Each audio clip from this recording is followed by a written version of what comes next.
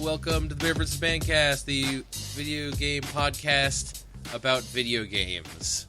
Whoa, we talking about video games? Occasionally. It's December right. 16th. 16th. It's September 16th. It's December 16th. Who the fuck was that? Hold on, we're getting there. We're getting there. Nervous. It's episode 43. Yeah, dog. And this episode is titled The Capitalism Cast. And we don't know why. My name is Nick. I'm Ryan. And we have a special guest with us today. I'm Joe. No, not special. It's been a while, so I would say it's special. And Has he reattained special guest status? Temporarily, at least. Is that good or bad? I'm sure it's fine. I'm sure it'll do. It's a neutral status. Yeah, it depends what you're shooting for, really. I mean, if you're striving to be on here once every couple of months, then, yeah, special's good. I like coming on here. It's fun. Ryan, you seem sick. No. I just escaped the death grips of the rhinovirus. I'm convinced you came into my bed at night and licked my eye. And then...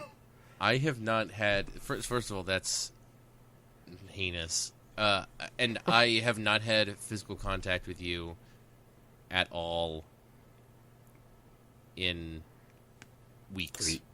A few weeks. Yeah. But it's that time of year. Like I said, it's December 16th. And that's just the time of year that a lot of people get sick. And that stuff's just going around, man. I don't like it.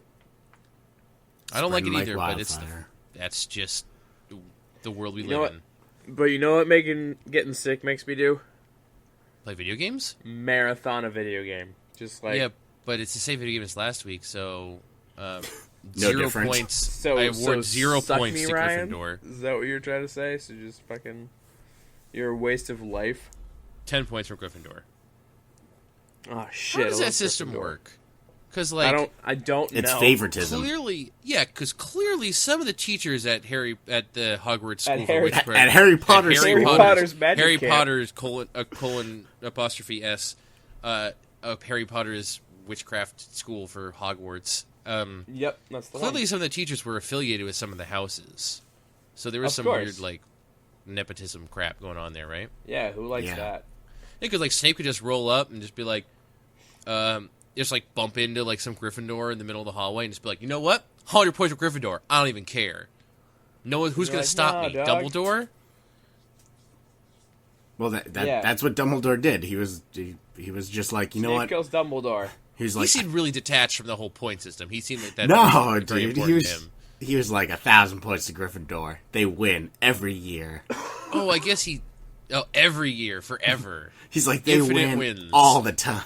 As long as Harry's alive. No, as long as I'm alive, Gryffindor wins. I feel like That's the true conspiracy theory. I feel like he didn't really get that involved otherwise, though. Like, he wasn't, like, checking to see if every, like, minus 20 point deduction was legit, or if it was, like, over dumb crap. Like, he wasn't concerned with that, but... It's like, you know what it is? I realized it, guys. Fantasy Hogwarts football. School, no, it's like whose lines it anyways. At the end of the game, at the end of the year, Gryffindor wins. What's the guy's name? Gandalf the Grey. He just goes like, "Yeah, this team wins." He doesn't even. The points didn't even matter. Like this is all a farce. Yes, it's all farce. Magneto decides to give a wonderful speech, and then just Magneto. I don't No, think Magneto so. is Magneto is Gandalf the Grey, but Okay. Gandalf the Grey is not Magneto. Dumbledore. No, because didn't the real Dumbledore die after like the first movie? Or the second movie or something. Yeah, they changed actors. So they And found they just another old pretended guy. that nothing happened. Put him in a beard, and then it's like, "What are you talking about? This is Gandalf. What do you mean?" It's magic. Yeah, Sir, it's magic. He changed. They just added some bullshit in one line, and like, oh yeah, he changed his physical appearance with magic for reasons. Right. And then that would have been it, and no one would have questioned it. When you first mentioned it, though, it did sound like it was a fantasy football type thing going across Hogwarts. It's true. Yeah, because like the points just show up, and you're like, I didn't really have any control over this. Or like Right. the heads of the houses are like, come on, Tammy, like get it together. Stop bumping into Snape in the hallway. Like you're costing us points here. But she's not listening. Right, they're like, that Quidditch match, that's where the real points come from. Oh, it probably is fantasy Quidditch for real though. Probably. Well, I mean for fake real.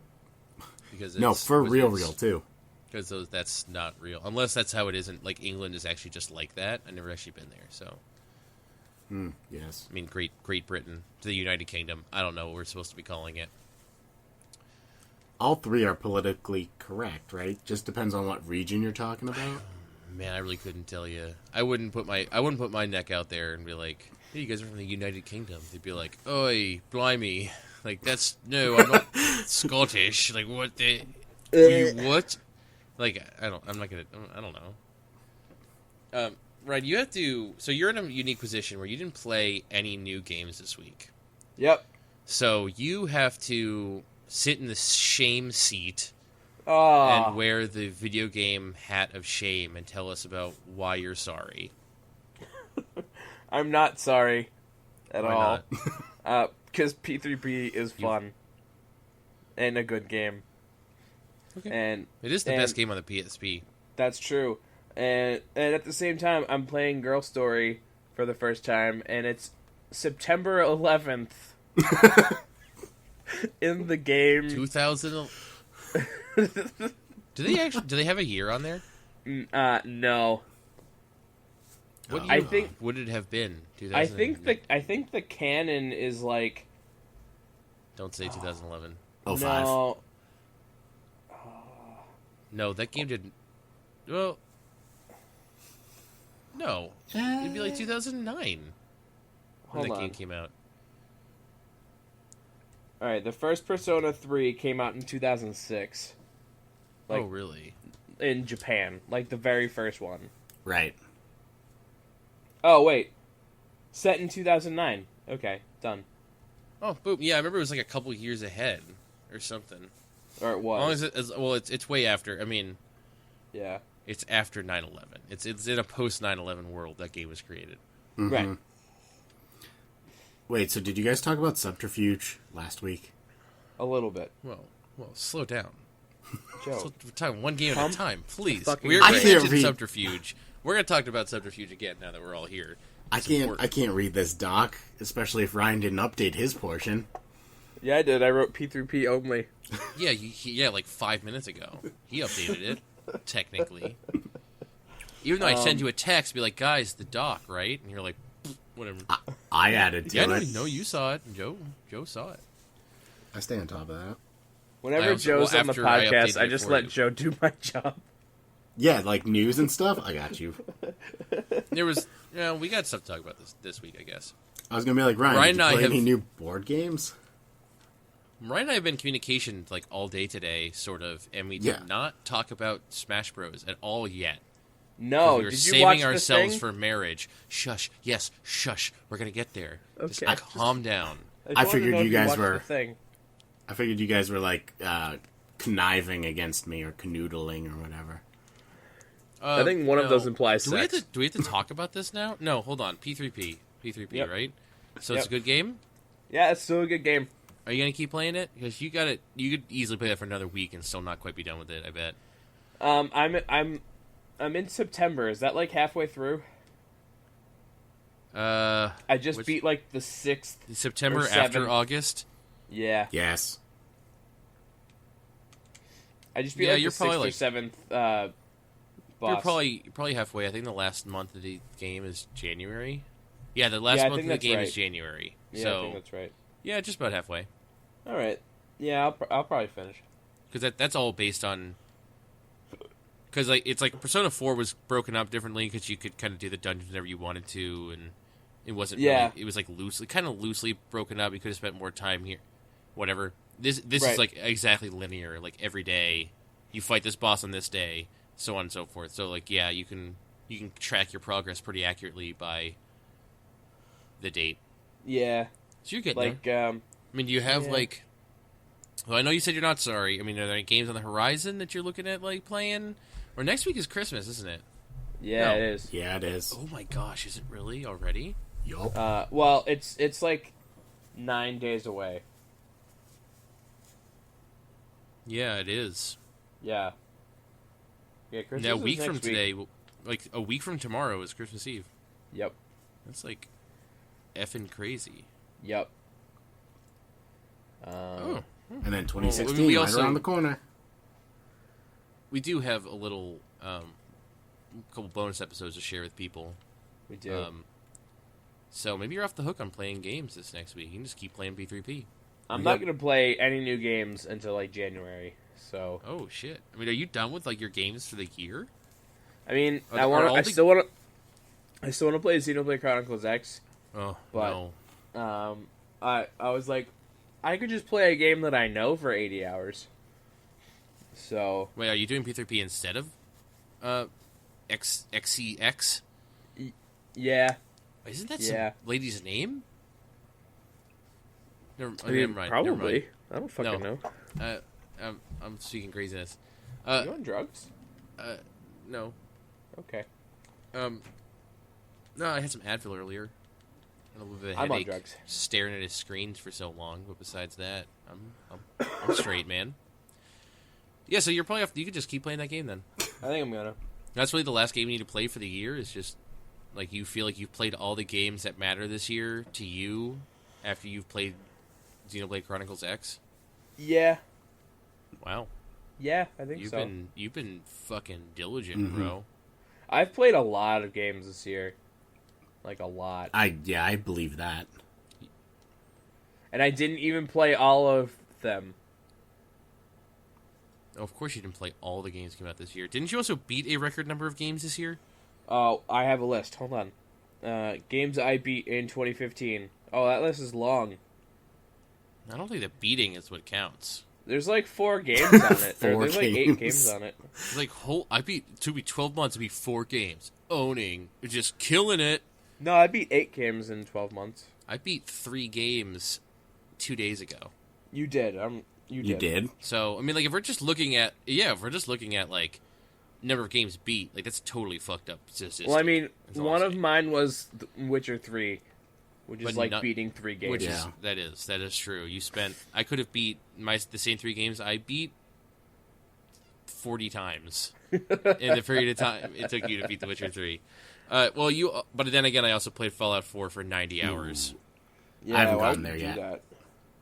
because it's fun AF, and I'm not even going to talk about Fallout 4 because I'm going to hijack Joe's Yeah, that's segment on it.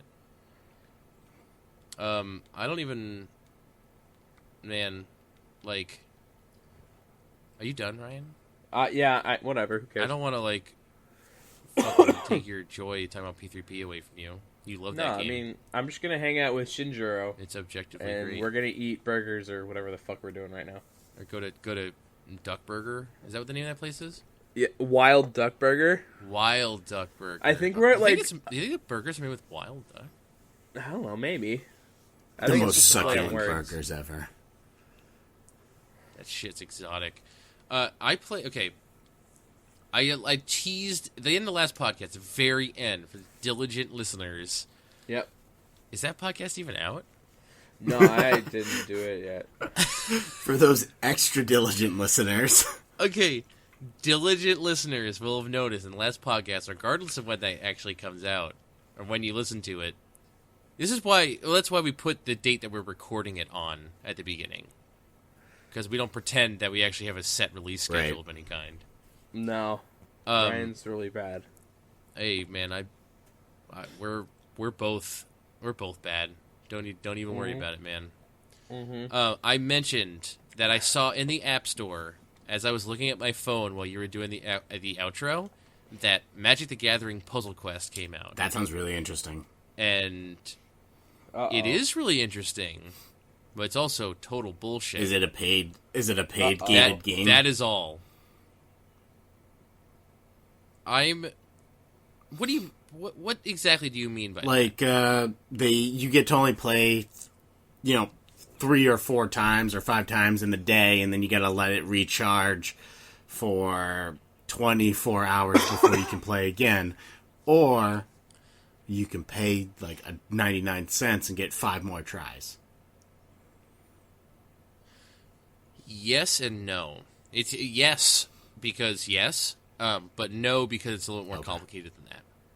So you pick a planeswalker, and your planeswalker's affinity for certain colors, and you can have monsters and Nissa. Oh yeah. Well, I picked the default one. I picked the default one because so you went green. She was already like level 4, and her monsters seem okay, and her abilities are kind of cool. And I looked at all the other. I picked so I could. It's okay. So I picked Nissa, the Sage Animist. Also could have played as Jace, Telepath Unbound, Gideon, the Battle Forged, Chandra, Roaring Flame, or Liliana, Defiant Necromancer. The best. And I'm kind of into Liliana, but her abilities are stupid, so I didn't want to play as her. And her monsters. She's all about sacrificing your monsters, and then using graveyard to. Yeah, but that yourself. doesn't. Well, I'm sure that works great in the base game in Magic the Gathering, but it doesn't play. It doesn't convert when over you're puzzle questing. So, yeah, so you pick a Planeswalker, and you build like a little deck, and then you get a puzzle quest board. So it's still obviously a match 3. Right. Like for people who aren't familiar with Puzzle Quest, imagine Bejeweled. And so you match... And all the colors are the mana symbols. 5 of them, which is kind of fun. Yeah, fire, water, or I guess they're just colors. They're just colors, man. White, black, green, red, right, and blue. And it doesn't. So the only thing that matters is like certain planeswalkers, their affinities lie with. For instance, I lie with green forest, whatever, green mana. Well, the land cards aren't necessarily all called forest. No, the tree it's considered forest. It's not just called green. It's considered forest. Forest, swamp, mountain, plains, and this is getting too complicated. Yeah, Joe's making it unnecessarily island. Complicated. 10 points for Gryffindor. Yeah, but I don't know which ones to stop. I don't know which one's which, so just... Sorry, I play Magic the Gathering every once in a while. So we're going to use the colors. We're going to use the colors. I know that's hard for you, Joe. Yeah, that's the most difficult part for me. And you're like, I like to use the purple land cards. They are the most powerful, in my opinion, because they're all about regenerating life. And I'm just like, Joe, that's blue. You're like, crap. Dagnabbit. Colors? Okay. So you match... So I match some green mana because I need it, and then I get like an extra mana or 2 depending on my planeswalker's level. And then the card, I have a hand of cards, and I move to the top which one I want to summon first. But to summon it, I need to match gems to make mana. And then if it's like a monster, it'll enter the playfield, and I can have up to 3 monsters. Mm-hmm. That'll just every turn attack. And every turn you draw a card. It might be a spell, or it might be I can't remember exactly what they call them, but basically it's a effect over time spell that goes into the grid that you can destroy. Your opponent can destroy by matching it as they would a mana piece, and that can help to. It's not an artifact or anything. No, they don't. They don't call them artifacts. So, but basically, no, I'm familiar with that. So basically, if you match the 3, but you have that card in the match 3, it destroys it. Yeah, although they usually have 2 life, twice. So you have to do it twice. Pretty much, matches don't last long enough for you to really get an opportunity to destroy any of those things. You just have to hope that they don't hurt you that badly.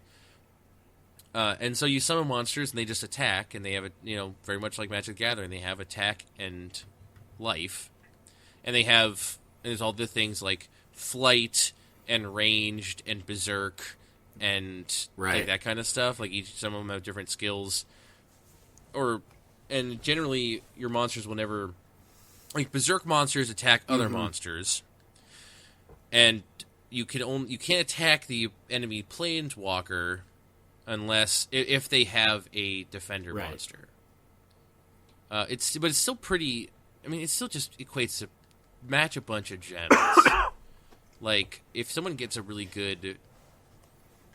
lot of cards out there,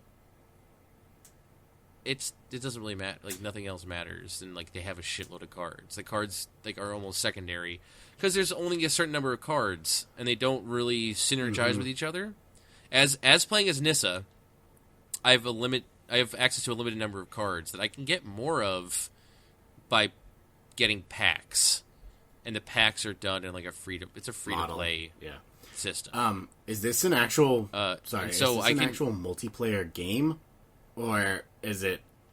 It so is you're not. Playing against a computer. So that's one of its saving graces. Yeah, is that there isn't any of that like forced PvP like bullcrap that some of the other Puzzle Quest games have been destroyed by. But so you could like buy packs and you get cards and like, hey, it's a green monster, you might be able to put it in your deck. But if it's not, then because I only have Nissa leveled up, because you can also the currency that you would spend on packs, you can also spend to level up your planeswalkers. But if you can kind of only have one or the other, I guess. So if I put all my points in leveling up Nissa, and I open a pack of cards, it's got a really cool red monster in it, I can't use it. I can only put it in my red deck, and I don't use that character. I don't use Chandra. So it's kind of weird. And to answer your question about is there like a life system, it's literally you have your planeswalker has a certain amount of health, and if you take damage in a battle, you won't heal between battles. You'll only heal over real time. Okay. Or you can use a potion to get it back, or you can just level them up. I basically have just been using. If they level up, they get. But then they also. So I've been saving. They give you that money cash option, cash money. They do. I'm not sure exactly how much it costs to buy a healing potion, because if I was ever damaged and I didn't feel like closing the app, I would just level them up, because I was going to do that anyways eventually. Which it doesn't seem as egregious as like you did a level -1 life, because if you like do really well, which is up to chance basically, because there have been a couple fights that have been really hard and I just tried them a couple times, I lost really badly, and then tried them that last time and I like kicked ass because I got all the right cards and I got a lot of cascades. You know, there's still a huge luck element to this game. I mean, it's still Puzzle Quest. Can you always just switch Planeswalker? And just you'd be like, you can, all right, yes. Yeah, they do green's have almost dead. Let's switch to red. Yes. Well, yeah, in between fights, of course. But yeah, you can just like switch who you're playing as. Right. I mean, like, so if you just want to wait for green to heal, right, you can play as red, or does the game have to be closed? I don't know. Because I've never switched, because they're all level 1 and this is like level 16. Right. And I'm at the point where I'm fighting like enemies that are just about that level, so the amount of HP is just not. Yeah. I did try doing that though. Like I lost one time and I just like cycled through all of them, see what they were about.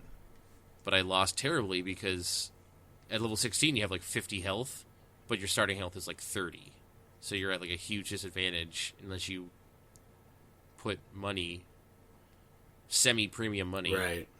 You get a bunch of that Magic the Gathering currency just by playing each story mission, but you only get it the first time you beat the mission. And there's like optional challenges you can do for like the more premium currency that you can use to get like rarer card packs. But when it comes down to it, like that doesn't do you any good for like leveling up anyone or some other important parts of the game. Foils. So I'm not sure if there are foils. Or if that even matters. Yeah, I don't know. It's all right.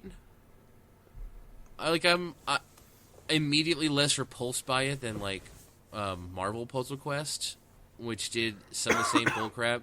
Well, also a lot of the waiting is pretty minimal. I noticed that it's really quick to get your health back up, to the point that it's like just annoying. It's not like an excuse to put your phone away for like the rest of your day and do something. Like, oh man, I really got to get up and do the laundry. It'd be like, it's faster than that. It's like really quick. So it just winds up being annoying. I don't know who would really pay money to eliminate the annoyances. Because they're so slight. Right. I don't know how I feel about this game. I presented the facts to you guys the best that I could, but like, it's a game. It's a game. It's like I said, it's less repulsive than Marvel. It's a mobile game. That does a lot of the same stuff, but also does a lot of weird Puzzle Quest has gotten into this thing, and Puzzle in Glory did it, which is basically just another Puzzle Quest game, just published by Sega under a different name, where it's like people you bring in a battle, and Adventure Time Puzzle Quest, which should be the greatest game of all time. Yeah, it did this too, where the people who you have are directly dependent on like finding treasure chests. Like you clear a level, you get a treasure chest. Inside of it is a new character. Oh, what? It's garbage? Well, you can break it down for parts or feed them to someone else. But like your guys at a certain point just aren't good enough. Like you have to grind for more dudes to either get new ones or feed the new repeats to your old guys. And like your play, like how good you were at the game, your ability to succeed at the game, were directly tied to like opening these treasure chests and finding good dudes in them.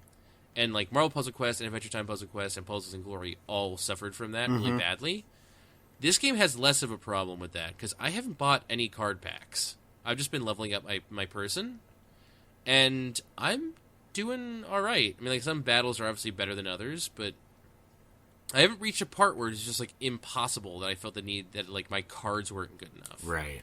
Yeah. So I just haven't hit it yet, but it seems like it's definitely better. It seems like more that the spending money is more optional in this version of the game. It's like you can get new cards if you want to, just like how you can play Hearthstone for the first time and immediately spend $100 on it and just open a bunch of packs live on Twitch for all your viewers. Yeah. It's happened more than once, I'm sure. I mean, I know for a fact it's happened at least once. But like you could do that. In Magic the Gathering Puzzle Quest, like if you want to get a bunch of new cards because you think that's like cool, definitely do that. Or if you want to just make sure that you're always playing, do that too. But if you just want to like casually enjoy it and like play with the monsters you have and you already know, and just match gems when you're like pooping, yeah, then you can get away with playing this game for nothing. At least as far as I can tell, which is not the case with previous. So Puzzle good Quest toilet games. game. Okay. Yeah, I'd say so. And also, I've noticed because now that I'm playing on iPhone and iPad, the iCloud sync is like exceptional. Oh, that's good. Excellent. I've had to switch like exceptional, bro. I've had to switch like within a matter of minutes from the couch to the I'd toilet. Have to switch between iPad to iPhone to iPad. Well, no, I can bring either of those there. But like, my girlfriend wants to use the iPad. I'll play Puzzle Quest on my phone then, and it's just like instant. Although there was a weird thing, I was in the middle of a match, and when I opened up my iPad later, it was still in the match. So to avoid creating a time paradox, I just closed the app and like slowly put it down. Smart. I didn't know it was good, because I already was like 5 matches ahead of that. I didn't know what the fuck was going to happen. But yeah, that game seems alright. It definitely is a step up, and it's way different than just you match red mana, now Iron Man can use Repulsor Blast. It's got a little bit more to it than some more recent Puzzle Quest games have had. So I think it's just super cool. I like the theme too. And I do, because I like Magic the Gathering. It's just inaccessible to me. This is like I get to experience some Magic the Gathering stuff and all the art and all that stuff, but like way more accessible. So I'm into it. It's free on iOS, possibly probably elsewhere? Android too. I just haven't looked. Who knows? If not now, There's only one it'll phone be there platform. It's true, and it's not Windows Phone. Definitely That's not. damn Dross. Sure. Yep. It's have you updated Marshmallow yet, I Joe? have not. I don't know should when my update phone's Marshmallow. going to get that update. It, I don't understand. It's all dependent on when Verizon wants to put it out. Oh, well, then you're fucked. I know. It's just the sound Joe, of what'd defeat. you play this week? I played a few games. The one that no one has played, though, with out of you guys, was Rainbow Six Siege. Yeah, you were correct. What's that? I heard that game is a little bit I wouldn't poopy. say, no, it's more of the quality of the servers. It's not the gameplay itself that's bad. That would be a thing that would make the game No, poopy. because the game is That's the how you game make is game, good. Joe. It's Joe, you bought a poop game. Deal with it. No. What I'm saying is, like, if it's online only, right. the servers don't work. Then you have a problem. And, like, yes, it's a I poop mean, they game. do have single player stuff.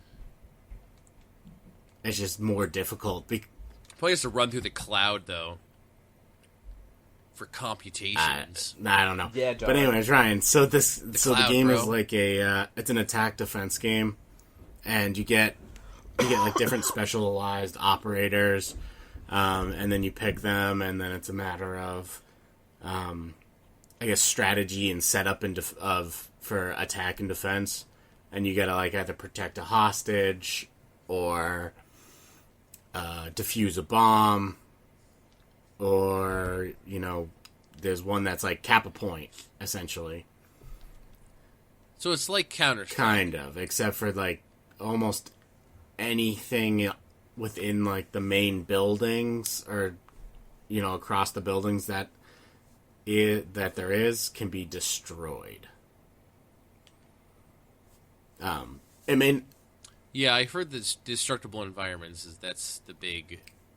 Oh, takeaway. absolutely. I mean, like there was some. I mean, they do set some standards where you can't destroy, like you can't destroy certain floors completely, but you can destroy it so you can see through it.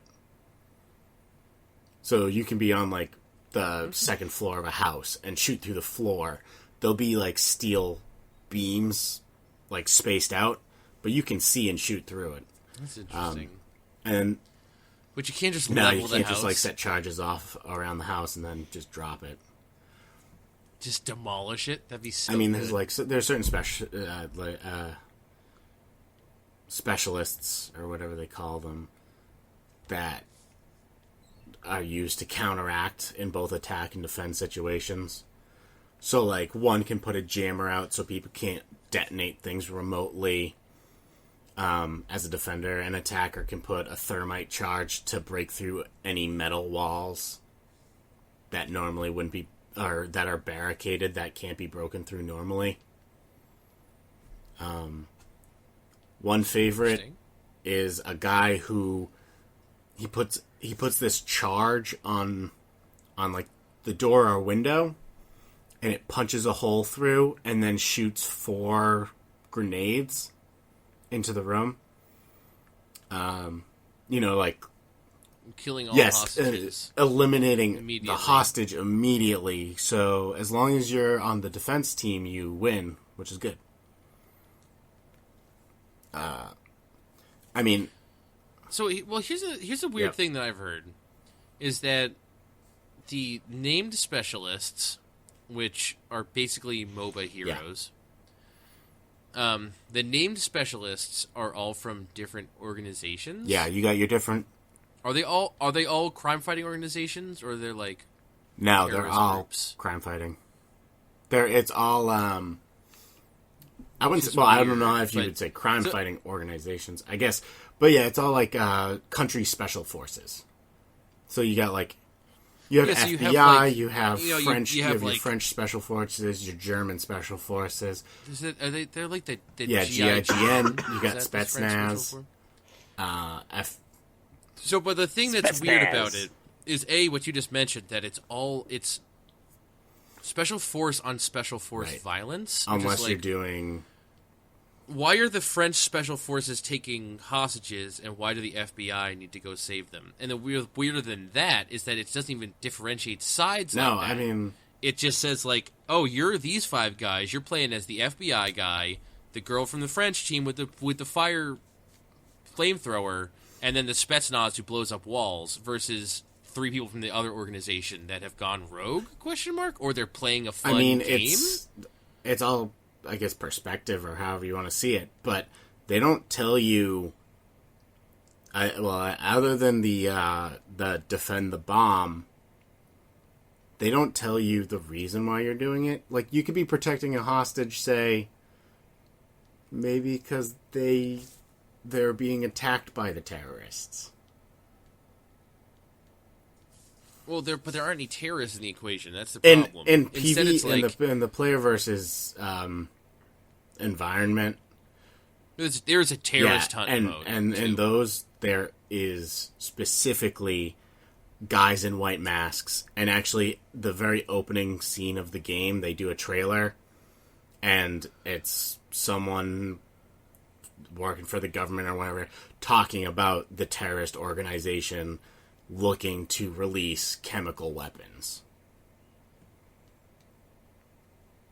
But then when you get to the multiplayer, it's just like they're having like a fun war game thing. What would have been interesting actually is if they took you played Watch Dogs, right? You know when you I like that game a lot. You remember when you invade like another person's game? Did you ever do that? And they show up as an NPC. It would have been better is if they did that where you pick your specialist, but if you're on like whatever is deemed as the evil side, you're seen as just a guy in a white mask. Dude, that'd be crazy. And also, except that you'd need to know if like, well, you need to know if you're in a hallway with the shotgun guy. Right. You know what I mean? Like, you need to be able to identify him as the shotgun guy. That'd be crazy though.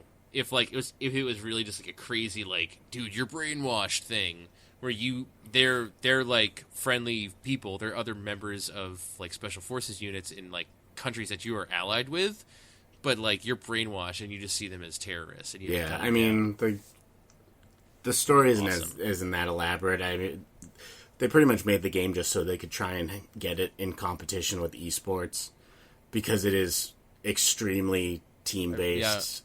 Yeah.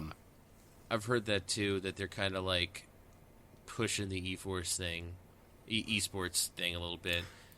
But it's also like when you finish a round, it's not like hostage rescued. It says like you won. Or like round over. Well, that's because most people don't actually rescue the hostage. Like a lot of the times people play the game as if it's like search and destroy in Call of Duty, where it's just eliminate the other team, forget the actual objective. But like if you do rescue the hostage, it will say rescued hostage and things like that. The only other thing is it does like it keeps track of the order of wins and losses. So if you are up 2 games and you lose the next 3 or whatever, or you're up 1 and then you lose the next 3, it'll say like crushing defeat or like, and the person will be like, you choked. I've seen that, but I've also seen it be like, it was like best 2 out of 5 and they won 2 and then they lost 3. And it's just like, well, that was actually the other team rallied. They came back 3 rounds in a row, and like still it was close. I mean, like you guys were clearly well matched, and just like crushing defeat, and just like remember those 2 rounds you lost, you won. It's more like crushing defeat, like you choked, and then the people who won came back and won the 3 is like it's like something like uprising victory or something like that. I feel like that's a esports thing too. That's just pushing that esports thing. I really like it. I mean, you take the game a lot slower. Even though the matches, you start and there's, I think 60 seconds to prepare everything. And then, I can't remember if it's 4... Yeah, don't you get to, like, send drones in to, like, attackers get to scout with drones, which you can shoot. You can block the signal for... the drones can spot enemies and actually... Because when the match starts, you don't know what specialists have been chosen for the other team. So you actually use the drones to see what specialists they are. It sounds cool. It actually sounds really It is. elaborate. The only problem is the servers can't do crap. I've yet to start the game and be able to connect to Ubisoft servers without it failing initially. Well, there's your problem right there. I mean, Ubisoft. if all they needed to, if only they thought of how many people may have played this game or tested online functionality. But Or maybe release the beta sooner than 2 days before the game came out? Or whatever they wound up doing? no, they did the beta in September. And then they delayed the game till. Then they delayed the game until December 1st. I thought there was going to be another beta wave, like the week before it came out, and they pushed Oh, it you're back right. even Yeah, I further. think that was in late November. Something like that. Yep. But yeah, I it's did good. play another game. I don't think I can even talk about it. It was an played it alpha. enough? What game was Joe it? doesn't want to break his NDA. I don't think I can break the NDA. Are you being Yeah, serious? I was in. It was another Ubisoft alpha game. How did you get into this that they made you... Okay. I mean, Cool. I'm yeah, happy I can for talk you. about it later to you. Joe, you can probably say Yeah, that. yeah. It was the Division, Oh, okay. which I'm Oh, gonna That's- buy. That is familiar to me. Or I thought I you'd be already like bought. Rainbow Six Wildlands or whatever, and I'd be like, Isn't that oh, Ghost Recon? shit. That game doesn't exist. Yeah, Ghost Recon. Is it?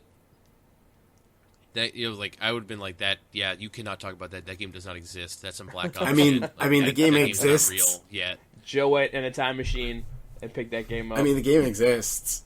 He but did that with it. Yeah, I can't wait for it. Okay. Well, we'll check in with you about Did- that later. I But- do have a question. Did you download the Black Ops 3 update? Did you hear about the update that they put up? I played yesterday. They added like quick joining of games, and the screenshot mode is in there now. They added They some added stuff. It seems 3 good. new melee weapons. Oh yes, they did do that. Oh yeah, they redid the. Oh, and now you can buy cosmetic stuff. You can buy supply drops that give you cosmetic gun camos and calling cards and stuff like that. That Wait, don't with actually real money? matter. Oh, that's right. Yeah. They added the real money Yes. feature. They increased what you can get from the supply drops. You also sell. Yeah, I duplicate heard about that items. too. I hadn't done anything with it. And they've been tracking. So what confuses me is that they've been tracking your duplicates. Good. Like the concept of duplicates always existed. So like, were they always planning on just eventually releasing this update? That Like, angered what me the- so much when I opened them up and I got duplicates. And people thought I was crazy because they're like, it doesn't tell you. Right? But so it doesn't tell you, and it didn't do anything. But they were always tracking whether or not you Good. got a I duplicate. wanted to make sure. It's just the weirdest thing. So you can go in right now and get crypto keys. Good, because I don't know how many like Verde Cryptograms. camos I have for the same gun. Well, you'll get some dividends back on them, and then you can re-roll and maybe get some dumb camo for a gun Sweet. that you don't use ever. It's all cosmetic. I don't really care if they want to charge for it. If you Yeah, don't want to buy it. as long as it's They, like, as more long as it's power not to 'em. gun variants. Yeah, although I'm almost positive they're going to be every Call of Duty game now, just with a new DLC, they add a new gun. And that's just how it is now, ever since Advanced Warfare or Black Ops 2. Black Ops what 2 did they add? They added the Peacemaker with the first DLC. Oh, that's right. The hybrid SMG. That's right. But they assault at least released it like a week early for everyone to use or something, and then took it away.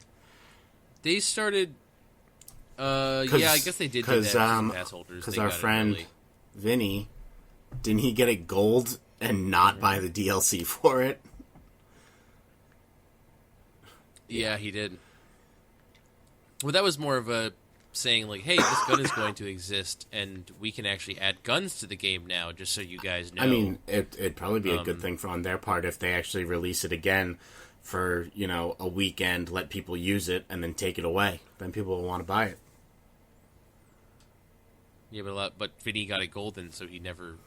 People will just get it gold, Right. and they're like, "All right, I'm done with that." Yeah. Anyways, I mean, the last thing I played this week was some Fallout 4, which I'm not nearly as far as you are. Fallout 4. Ryan doesn't like that game.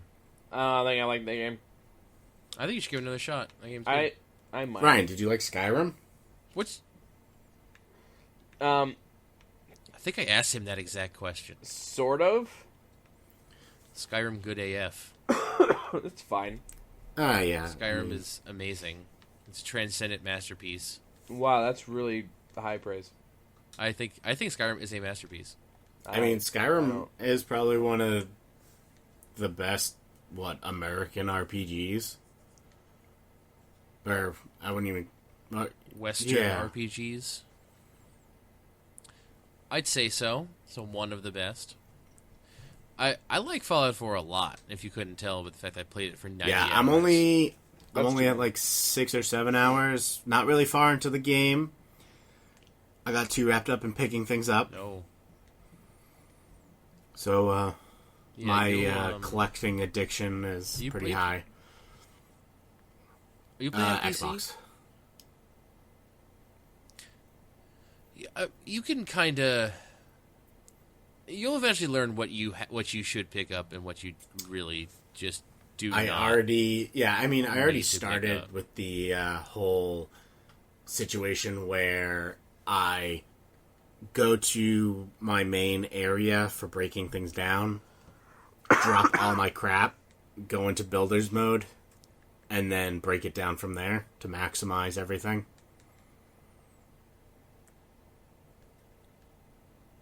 Well, you actually... Because if you... At the risk of becoming the Fallout 4 hints and tips and tricks cast, you don't need to do that. So if you go to your whatever settlement you use the most, you're going to want to do your modifications in your building in. Go over to the bench, hit X, and then hit Y to deposit all junk. And then when you go to mod your weapon and you need to break down the used oil can into aluminum and oil because you need the oil, it'll keep the aluminum, because I had read things where it didn't keep the aluminum and it just destroyed what was left over. Was this on tinfoilhatguys.reddit.com? No, it was that's not what happens I didn't here. know, maybe, unless they put an update out. Perhaps I've never had any issue with it.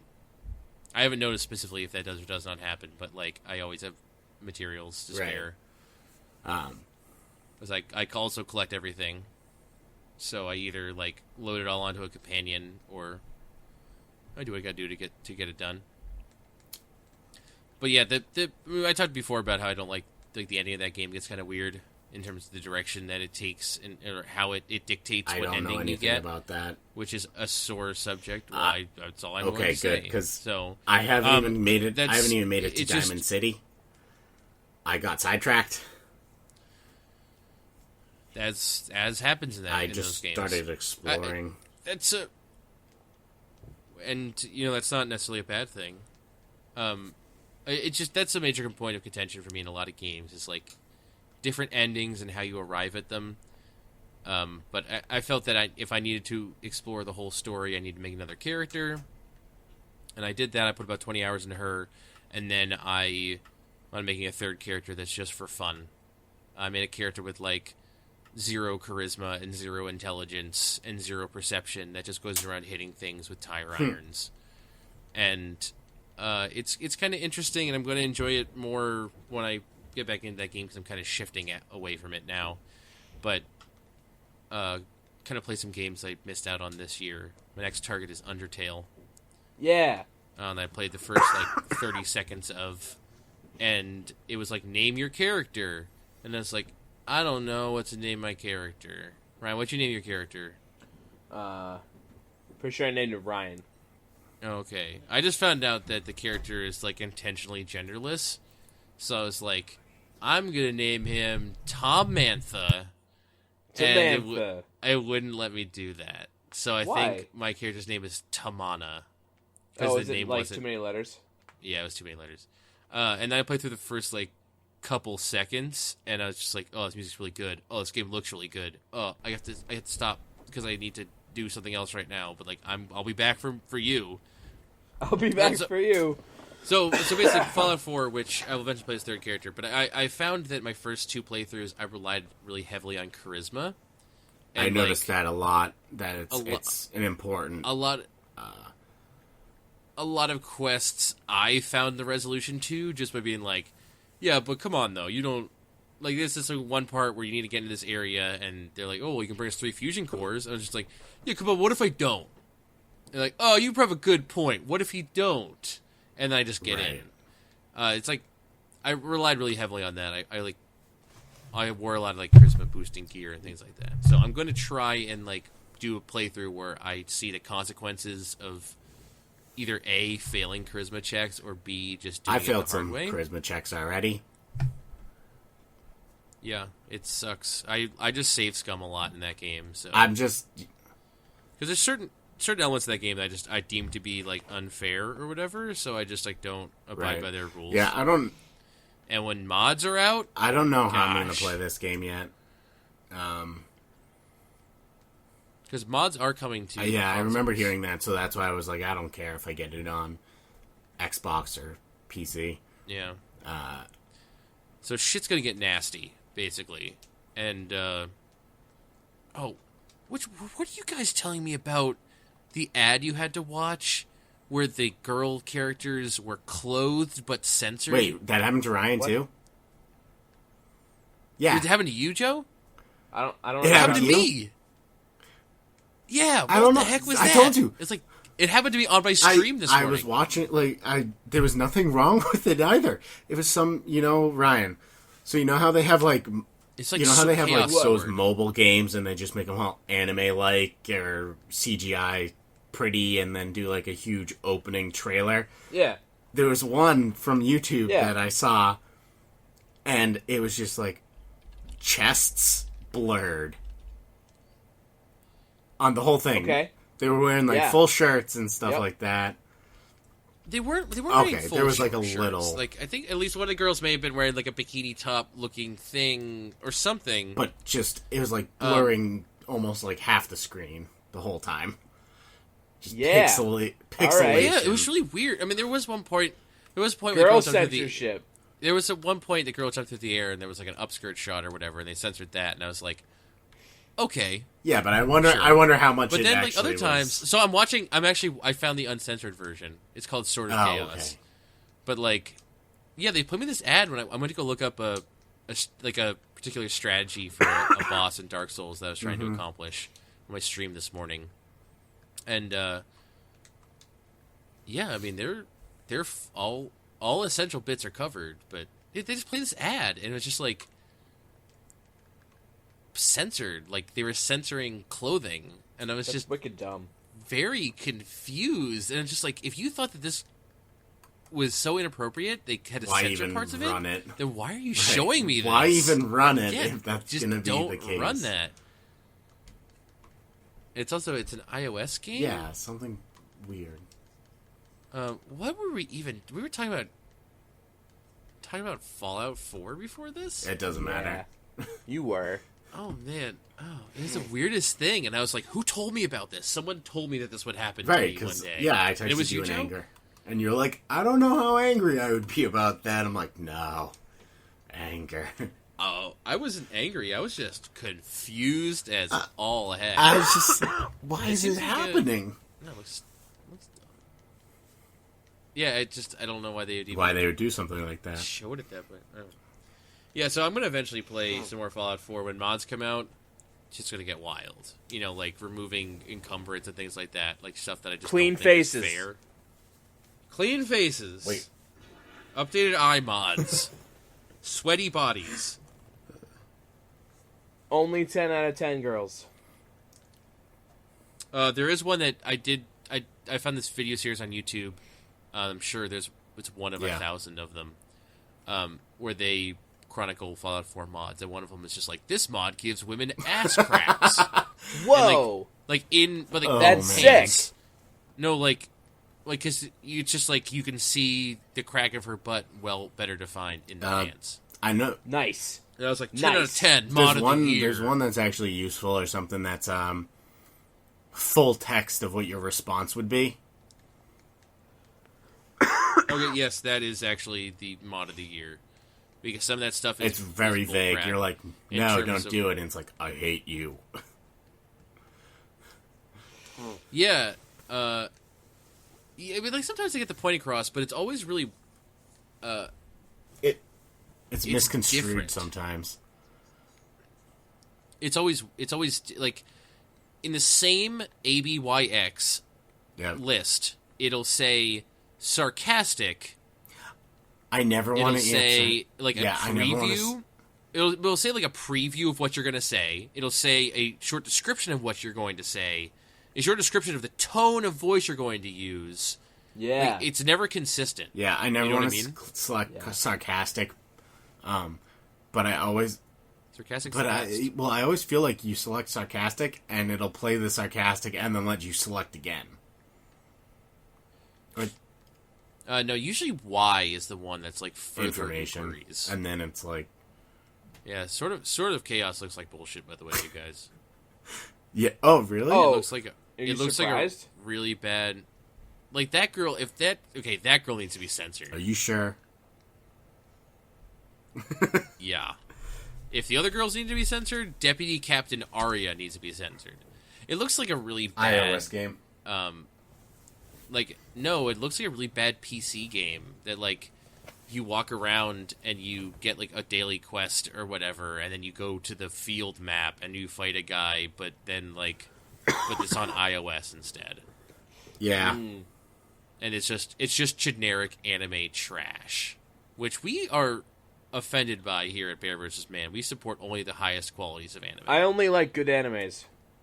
And we're not saying all anime is trash. We're anime fans, but yeah, there's such a thing as anime trash, and it falls into that category.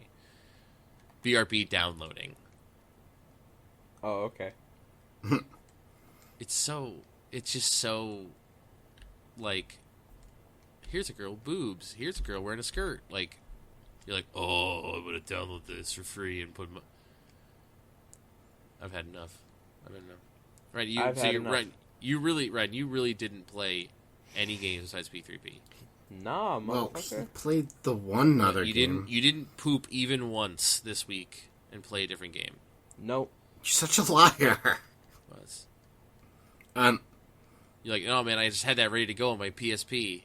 Because you've been playing it on... People don't know this about you. You've been playing it on your Persona... Yeah, your Persona television, which is basically what they should just call that thing. Yep. Your PlayStation TV. Yep, that's what I got. And so you just... That's how you've been... but it doesn't look like shit? Nah. I mean... Oh, that's good. Yeah, it kind of looks like shit. I would assume that it looked like shit. It kind of looks like shit, but I'm okay with it. Well, yeah, there is a acceptable amount of looking like shit. You know, like natively Undertale runs in like a 480 by 720 window or whatever. Actually, I'm pretty sure it's not even 16 by 9. No, it's definitely not. But then you like blow it up and you're like, yeah, you know what? Sure. Looks fine. It's just high resolution pixels and stuff. But so we're not going to talk Subterfuge though? What is this game? Joe, we can talk. Yeah, we can talk about Subterfuge right now. Cool it. Yeah, we can talk before I talk about the 3 games that I beat. Oh yeah, you can still talk about the 3 games you beat if you want. So we talked about. Well, we'll get to that. We talked about Subterfuge last week. Yeah. And we just generally laid out how this is how the game works because we weren't that far into the game at that point. But you know, the idea of like mining and capturing points and using basic units and specialists to accomplish your means. Now that that our game is kind of drawing to a close, or it's reaching it's not drawing to a close, but we definitely passed well over the halfway point of our game. What do you guys think? Like, let's do a quick post-mortem on Subterfuge. Would you guys want to play yeah, again? I would. More people. Yes. I'm pretty happy with 3 people, but I would try adding more to the mix. We had a funny moment today earlier when Ryan looked at his phone and he said, "Oh shit, Joe's gonna win." What? And so he sent 50 subs to capture one a of your 5-star mines. general. And you asked him, "Are you gifting me those?" And this is what I talked about last week on the podcast. When every tutorial you read, they're just like, "Yeah, so it looks like a board game, but it's not. It's about diplomacy. You got to talk with people. That's the point of this game. I made it. I would know." And I'm just like, I'm playing with 3 people, bro. I don't really know how far diplomacy is going to get me. And I discussed last week with Ryan about the idea of, like, one of you guys says to me, "Hey, what's the other person doing over there?" I'll just tell you. Right. I don't care. Like, it behooves me to just tell you because maybe you'll stop them. I don't know. But, like, ultimately, he wants you to create, like... The impression I got from the tutorial videos is, like, he wants you to forge alliances with people that are, like... And then you text them and you're just like, "Now is the time to destroy Joe." And everyone's just like, "Oh, no." So, like, you had this relationship with Ryan. You guys were gifting each other subs. And I was like, yeah, I hope they have fun over there with their, like, whatever they're doing. Yeah, have a great time. Here, you have this turkey and cheese. Here's a ham and Swiss. We're gifting each other subs. This is great. And then he's just like, "Oh, no, now I just realized I helped Joe win, and now I need to stop him." And you're like, "Hey, we're still being friends, right? We're doing the friend thing?" And, like, that's what happened with 3 people. Right, that's what's going to happen. You know? And that's a perfect example of it. The only problem is that Ryan's being mean and doing that to me. So are you fucking serious? No, Joe's got an excellent point, because it's valid to... Well, the only reason why I'm winning... Especially with 3 people, like, yeah, like... Is because I burned that extra 200 subs for a 3rd mine. Yeah. Why would you do that? Well, because Nick was gonna win. I mean, maybe there is a strategic advantage to waiting. Well, because beforehand I looked in, and then you both had 2, but Nick was... Because mining is however many outposts you have multiplied by your mines. So I was just trying to, level the playing field. Outposts are generators. It's everything. So you take over someone else's factory generator mine. That's an additional 1 to your account. And if it's a mine, you essentially multiply what you own plus that mine all over again. Interesting. The other thing that... I guess I don't quite understand the deep intricacies of it. Right, so when Ryan captures my mine, he's got 2 right now. Instead, he'll have 3 mines, and he'll produce it at 9 outposts, because that's how many he'll have after that. And you also lose a part of your Neptunium. Yeah, it was like 20% if you get one of your mines captured. Ridiculous. Yeah, it's so like playing with 3 people, it gets kind of weird because I've heard people talking about this game in terms of like it has the potential to ruin friendships. It's like Monopoly or something like that, But it's takes so long to play a game that like I can't imagine, because you can eliminate another character just by capturing another player by capturing their queen. I can't even imagine if it's just 3 of us playing, and then, like, my queen got captured. I would just be, like, so bummed. I'd be so, like, upset. I would just be, like, I would probably just say, fuck this game forever, honestly. Also, if Joe captured my mine, I gotta stay in the game. I gotta see everything, like, my existing outposts and stuff. Like, certain elements remain, I just can't really play. I would just give Ryan so much information to crush you. Right. Like, it's weird. it's just a weird game. Because this is a board game that should happen in, like, 5 minutes, or, like, so is Catan. It's over in an hour, and you move on. You go play frickin' Cards Against Humanity, and whoever won doesn't really matter. This is like, oh, Ryan's gonna attack my mine? It's like emotionally involves me for X number of hours now. Right, it would kind of be cool if we didn't know who the other players were, and there was like... Ryan, stop playing Subterfuge over like podcasting. 2 more people. I'm not. Is he? Is he attacking me? No, he just hired a thief. Gotta open it up now. Take a gander. Nothing. Everything's fine. Yeah, no, it's not much has Ryan just hired a thief. Subterfuge in the past couple minutes. Give me some weird notification about something just appeared on your radar, and I was like, "Joke's on you! I can see the entire map right now." I can't see like half of your things, Nick. Let's keep it that way. One of the first thing I hired was an intelligence specialist. So the specialists are random between each person. So your choice of 3 is different than your choice of 3 is different than my choice of 3, and is different than Ryan's choice of 3. Yeah, I think that aspect is a little bit bullshit. But I think ultimately it's like if there's 12 specialists, within 4 cycles of specialists, you get a chance to hire each one once. I don't necessarily think that's true either. Well, maybe I'm a liar. I think it's just random. Random chance. Either way, I think that game is I really like this game. I mean, there's lots of potential for that game to go awry. I'm sure it gets really outrageous with 8 people. We'll see how this game concludes. It's probably going to wrap up within the next, 4 days. Ryan, I see what you just did. I'm not doing shit. No, I know what Ryan did. Not doing anything. What did he do? What is using? No, he sent a martyr at my mine. That's not even. That's ill-advised. Then you didn't do that. Then that's because if you would take over my thing, my martyr blows up. Yeah, dog. Did you know that would happen? No. But I did it. He's sending a pirate at you? Nah, I'm sending 4 dudes in a sub at Joe's mine with a martyr in it, and it'll just fucking blow up. You realize I can just move it? I'm just gonna wait.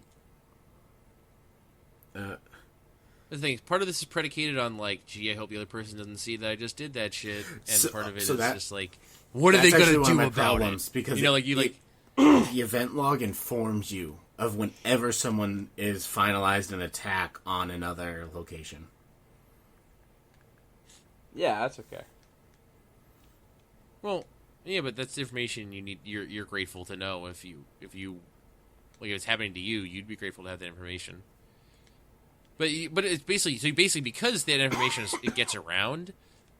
The only thing you have is to play plays that upon the other person finding out about them, you can just say, "But what are you gonna do about it?" Yeah, that's what I just did to Joe right now. Well, except he knows what he's gonna do about it. Yeah, but he doesn't know the second thing I'm doing. Yeah, so it's an interesting. Oh, geez, he's got multiple things planned out.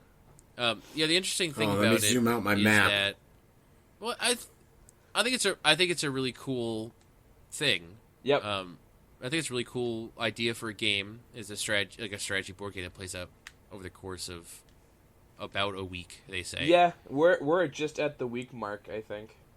Yes, we are, but it's not going to conclude quite yet. No. So, I mean, realistically, really cool we still idea. have to get 2 more things. Have you experienced have you guys encountered the free-to-play element of it yet? Only I did. What free-to-play element? No, you are wrong. If you try and schedule 3 different moves 4 moves ahead of time, before they happen, it tells you to buy it.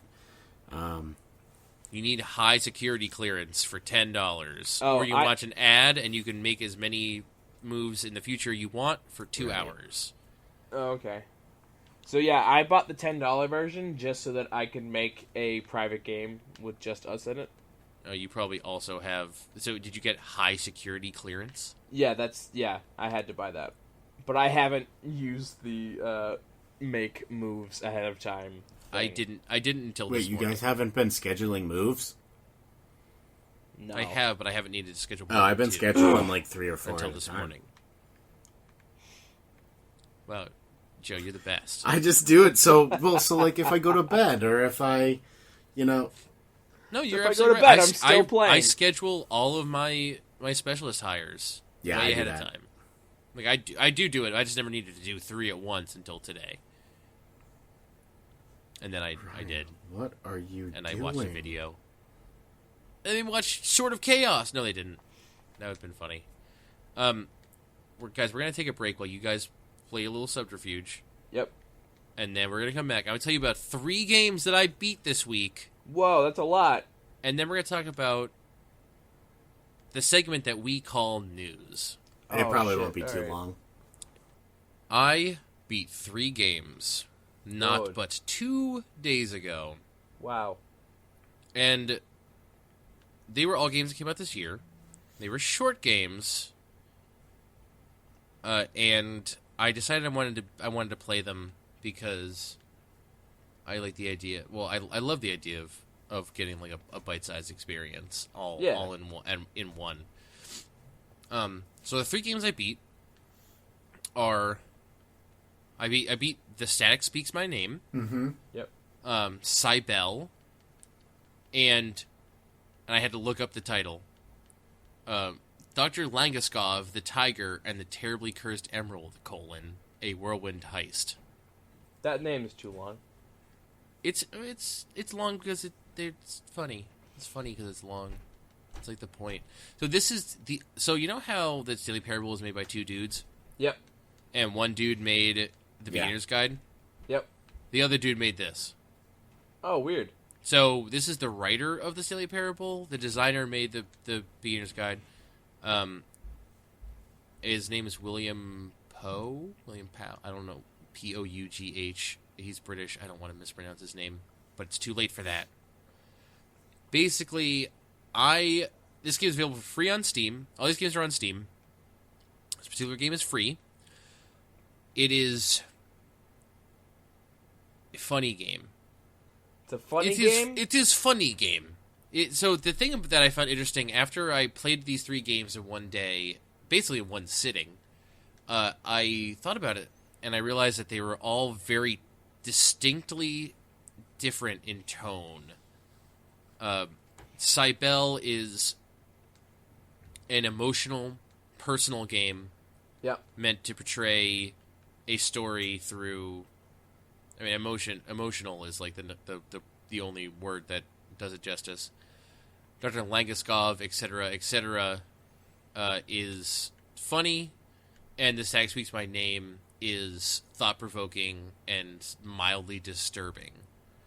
And it's very, very distinctly different tones.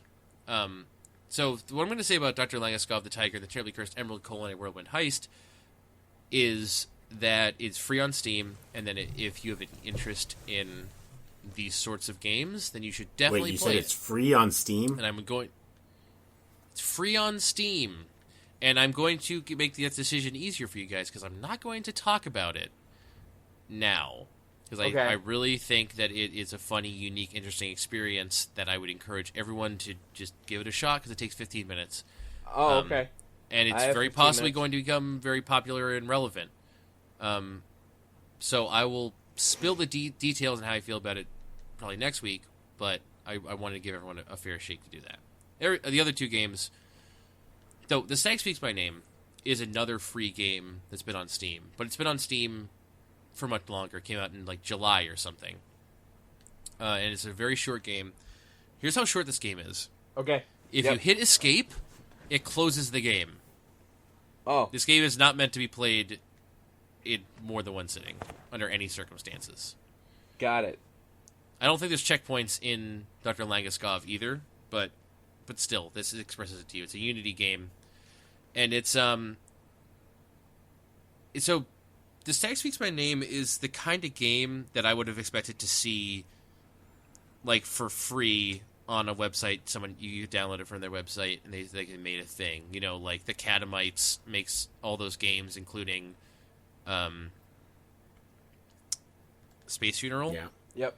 It's like, there's a lot of people out there who just, like, make a game that's, like, thought-provoking or different or interesting or funny or something, and they just put it out for free. But you have to go to their website and get it and download it, and it launches in the Unity player. This just is on Steam, which makes it the most remarkable. You know, there's been more press coverage for it because it's on Steam. Right. So, of course. Stag Speaks by Name, it's a first-person adventure game, let's call it. And it begins with... You're in this, like, void of some kind, and you see this, like, pulsating static orb. And as you get closer to it, it reveals the name of an orb, an age, and the means by which the person by that name presumably has died. So it's like Jacob whatever, age so-and-so, asphyxiation by hanging. And the game only proceeds once you walk into the orb, which at that point I believe you're put into the mind or put into the being of this person. Which is immediately, like, interesting. It's immediately interesting because you're like, well, now I've assumed the role of someone who has killed himself, and presumably this game will conclude with me killing myself. Very which dark. Is, it is. And it just... So when you wake up, your alarm goes off, it's 3:22 in the morning, and there's a poster on your ceiling that says, "Today will be a better day." So you're like, off to a great start here, I suppose. And you have little instructions. They tell you to go brush your teeth, and then go have breakfast. And you go to have breakfast, and there's nothing in your fridge. So you walk... So it says, like, all right, well, I guess I gotta eat shrimp again, and you have shrimp in a tank in your room, and you have to go eat the shrimp. I watched Patrick Klepek play through this whole game, now that you've mentioned this. Yeah, it's, like I said, it's got a fairly good spattering of press coverage because of its nature of just being free on Steam. Yeah. It's super accessible. Yeah. And by this point, I've already explored the house, and I've kind of pieced together a little bit what's going on. But if you just followed the steps... Because I got lost. It said go to the bathroom. I didn't think the bathroom was going to be in your room. So I looked through the whole house looking for the bathroom, and I found, like, everything. And so you go to the bathroom, you brush your teeth... Or you go to the bathroom, I have breakfast, and then you have to go to your computer, and you have to chat online. It says, like, go use your computer is, like, task number 3. And you go and you like open up Instant Messenger and you're talking to like a chatbot / prostitute who is just like expelling like, oh my gosh, I'm so horny, whatever, you should beg me, you want me to turn on my cam, like that stuff. And you have like dialogue choices. It's like press Y to say this or press Y, and like that was the moment where I figured out that it wasn't necessarily a game about just shock value. We're going to put you in a situation that's disturbing or weird. Yeah. But it revealed itself as being a game that's about mental health. Right. As far as I can discern. I'm not saying that that's the intention of the creator, but because you get these dialogue choices that are like press Y to say I'm about to do something terrible, or G to say, some days I wake up and I don't even know whatever. Right. And no matter which one you pick, the guy just says, like, yeah, I don't know.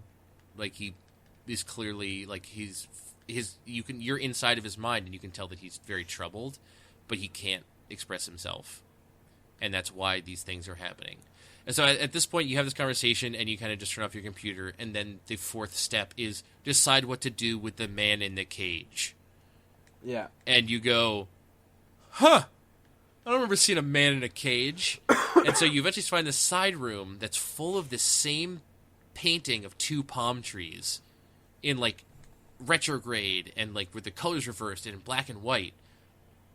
And you find this note on the desk that says, like, how do I make my secret bookcase seem less secret? And you find that you have a secret bookcase, and there's a painter who's been kidnapped, and you've done it because it's a thing, an article on your fridge. And so at that point, you can either release the man from your cage, or you can go to your laundry room and flip the fuse box where there are two that are flipped off, and it says, where it says would say kitchen, it says all the power goes to our guest, or something like that, giving the option of electrocuting him. Right. And I decided to free him because I knew what was going to happen next. And the fifth step is something along the lines of go to your room and give your body some rest. And players will be disturbed to find that approaching the bed does not prompt press E to go to bed.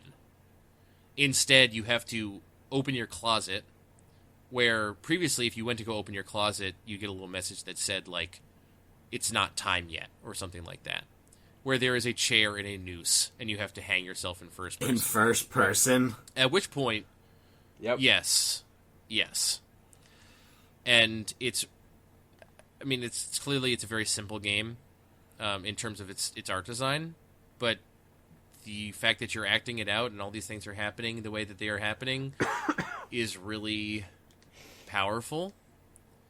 And then once this has happened, you go back to that void, and there's more of those orbs, and as you approach each one, you see the information of all these people who have committed suicide.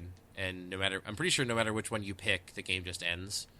But just as if to say that obviously this Jacob guy was a sick individual, but like there's more people who are also in trouble, and their circumstances aren't necessarily always the same. So I don't know exactly what the artist was trying to say from it, but I took a certain thing away from it that I thought was very powerful, and I think it's a very, very interesting interactive experience.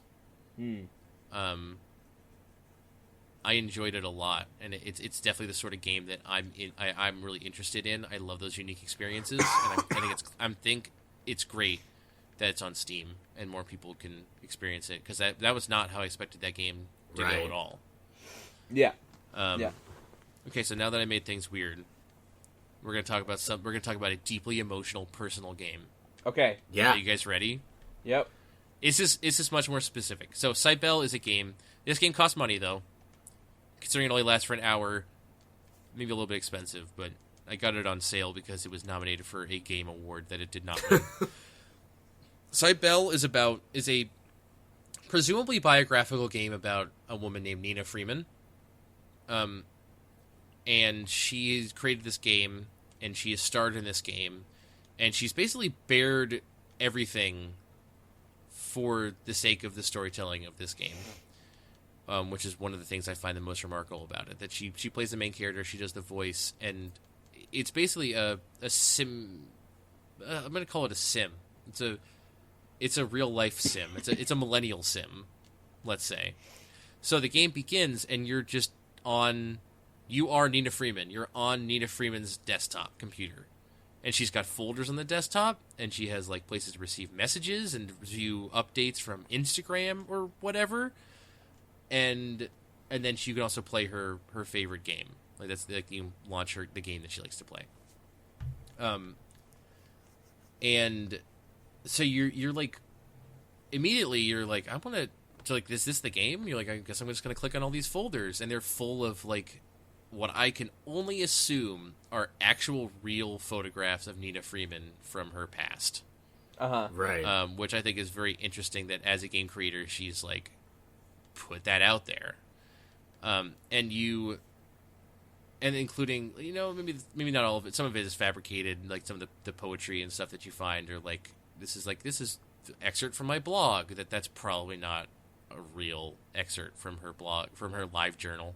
Because here's the thing about Nina Freeman. She is exactly the same age as us. Is she?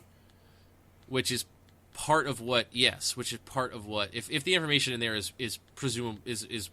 as supposed to be taken literally that she was born the same year we were, and approximately Ryan and I were born the first quarter of the year, as was she.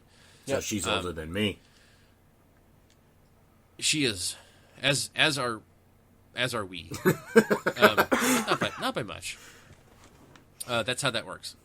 And so she found this game, this fictional game, whose name escapes me, but in the year 2005, she was 15 years old when she found this game, and I'm immediately like, so this girl's the same age as me. Like, I relate to this. Like, I see, like, you know, the whole live journal thing, and like maybe not the pictures of yourself so much, but like, it's about interactions we have with people over the internet, like relationships we have with people on the internet, and especially through games. Joe, can you think of a game that came out in 2005 that was on the internet that maybe we played and like maybe met people through and talked to people? Maple Story. So I immediately was like, yo, is this game about Maple Story? Because I will fucking lose my mind if this is actually about her fictionalizing Maple Story. And like, it turns out about Final Fantasy. Worst choice. But she says at the end, but I was like, oh, come on, is this about Maple Story? I will every time someone is just like references Maple Story as like a cultural thing, like Risk of Rain. Risk of Rain directly draws inspiration from Maple Story in a way that I couldn't ever convince anyone that they were doing it until they just flat out like were like, here's an Easter egg that proves it. And I was like, I knew it.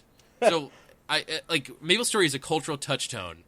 I was like, I'm gonna lose my shit right now if this is what's happening here. But but generally what I'm trying to say is I was very much relating to what she had to say. Right.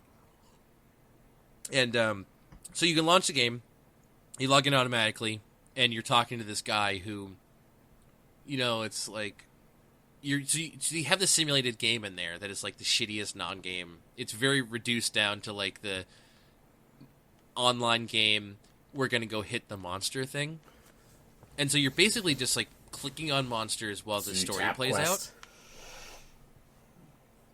Pretty much. Well, it's maybe a little bit. You actually have to point at the monster, click at them, and then they auto attack. But it's just all a means to the end, because while you're clicking, the people are talking to each other. You're talking to this person, and also you're getting like emails. You're getting pictures sent to you. You know, like. And it's like, hey, I've been there, like, be on AIM and playing a game that you're, like, talking to people and, like, just kind of doing everything all at once. Like, it's very relatable for people our age. And basically the game, this romance develops between Nina and this other character, and it goes so far as, you know, it does the whole, like, bullshit kid thing of, like, they're 19, but does that bullshit, like, teenager thing of just like I mean, like, I don't think I never had a girlfriend. I mean, like, people just don't think I'm very attractive or whatever. It's like, oh, I think you're pretty attractive. I mean, like, not like I'd want to be your girlfriend, or, you know what I'm talking about? Like, and just like, oh, I think you're the most beautiful girl in the world. It's like, I saw that picture you posted. Can you just elaborate just a little bit more? It's like, how so? You want me to like speak more from a person? So it's just. And so it's just things about, like, it's like, oh, I saw that picture you posted. I think you're really beautiful. It's like, oh, no one's ever told me that before. Like, everyone in my high school was so much prettier than me. And, like, it's a little bit tropey at times, but it's also, in some ways, very relatable to people our age. And then she, you know, like, the whole thing goes through that she's, like, gets romantically involved with this guy. And she starts taking, like, pictures of herself. Not nude, but, like, in bathing suits and things like that, to be like, I want to express some intimacy with you, even though we live on different coasts. And there's pictures of Nina Freeman, presumably Nina Freeman, like in bathing suits and underpants and things like that. And I appreciate in many ways her dedication to the craft.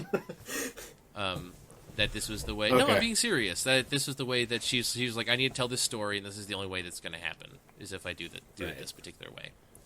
And I want to like ruin the story for anyone, but it's got like a kind of a bittersweet ending that I'm not sure I fully understand. I think it might just be a a slice of life, matter of fact, like this is what happened, or this happens all the time, or that sort of thing. But it is really, it's definitely a very personal game. It's not. Multiple times during it, I thought, like, man, Ryan would fucking hate this game. Like, I thought that, like, no less than 3 times. Oh, boy. Because you would have been so upset how not a game it was. All right. Because the simulated bullshit game in the game would have just, you'd be like, this is the dumbest thing ever. I'm not playing this crap. Yeah, probably. But, like, it's not about that. It's about telling the story. And is it, like, the best game ever played? Is it, is it... Yes, game of the year, 10 out of 10. It's definitely not. That's Honey Pop, bro. Oh, crap.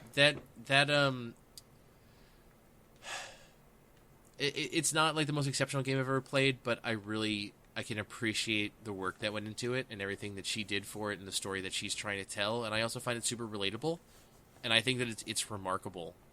Because you were 15 too. Is it fun? Well, she's 19 as it happens. It's 4 years after the release of MapleStory. I mean, Final Fantasy Online. I mean, whatever the game, Voltimeri or something like that. I was fascinated by how relatable it was. Like, is it going to resonate with future generations?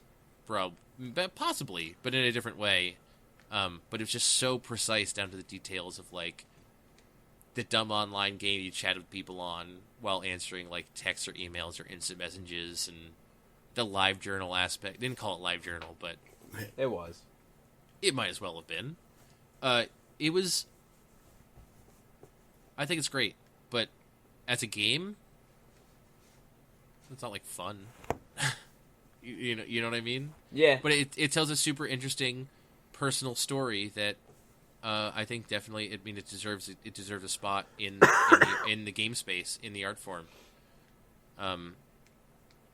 Yeah, I don't know. I probably could critique it harder, but that's pretty much it. But why?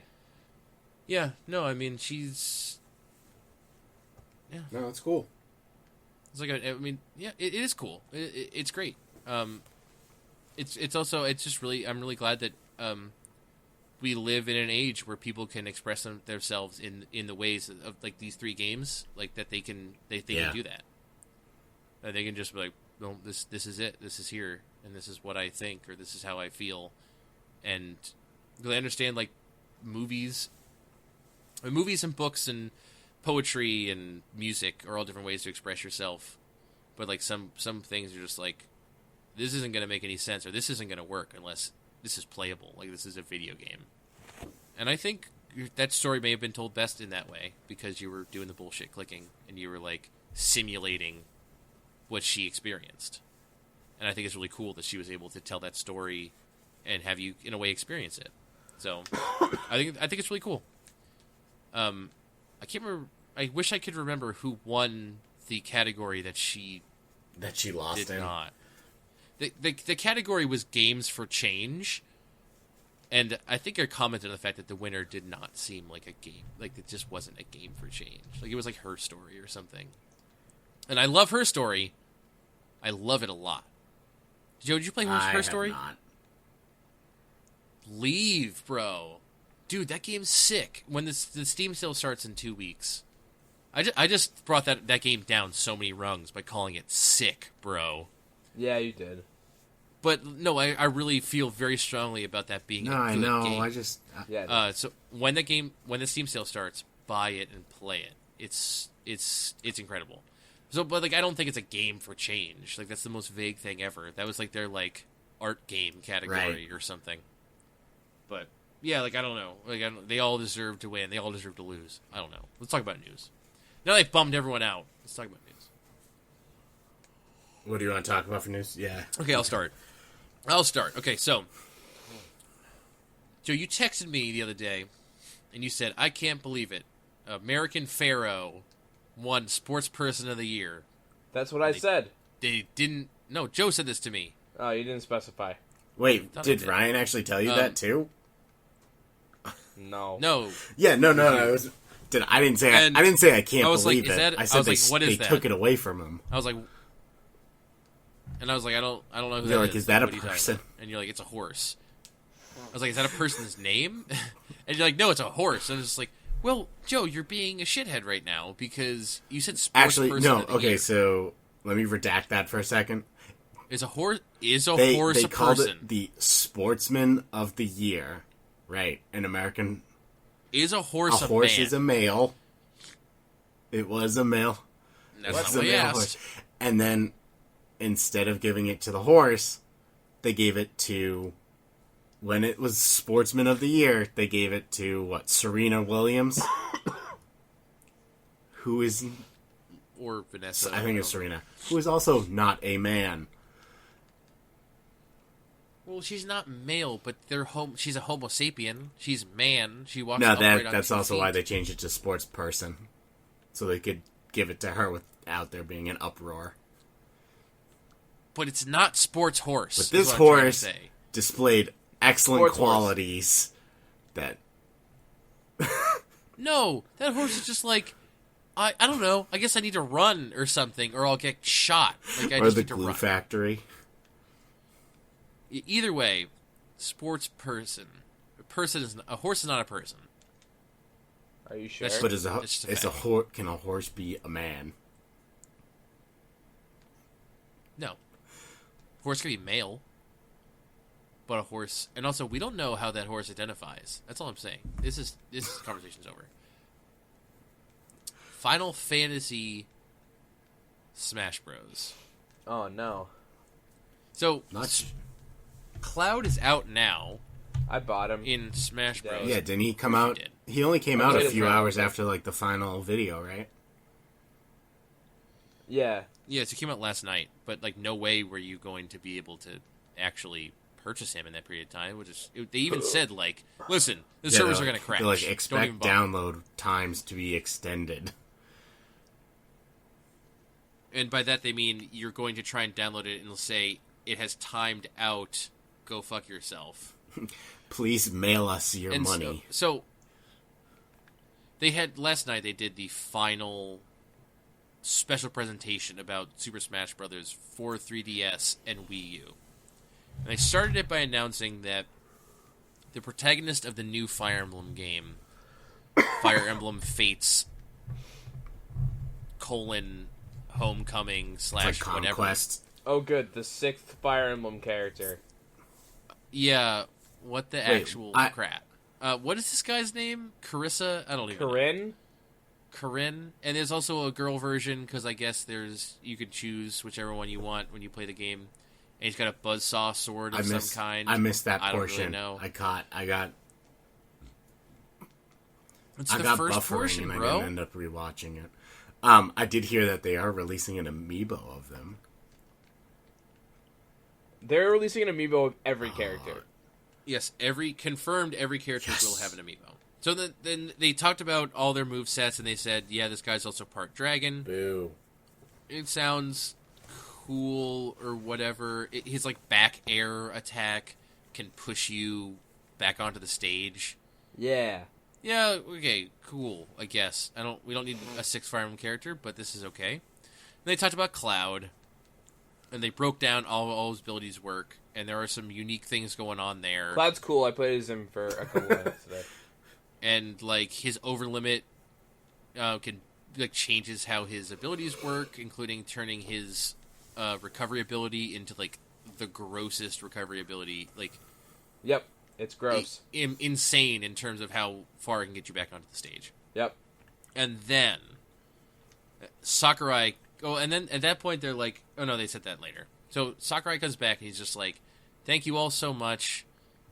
We make these characters after the fact. We work really hard on them. We don't put them out at the same time as the game. We don't charge for them. That would make business sense, but we don't do that because it's bullshit. None of that like Marvel vs. Capcom 3 stuff where Yeah, Jill fuck and Shuma that. Garath are available on day one. Like they're like, we could do that, but we don't. We all the characters we have made, we release the game, we put them in, and then we Right. make more.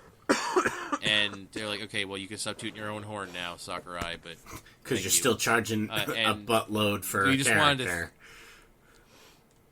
Yeah, it's still like $5 to $7 for a character.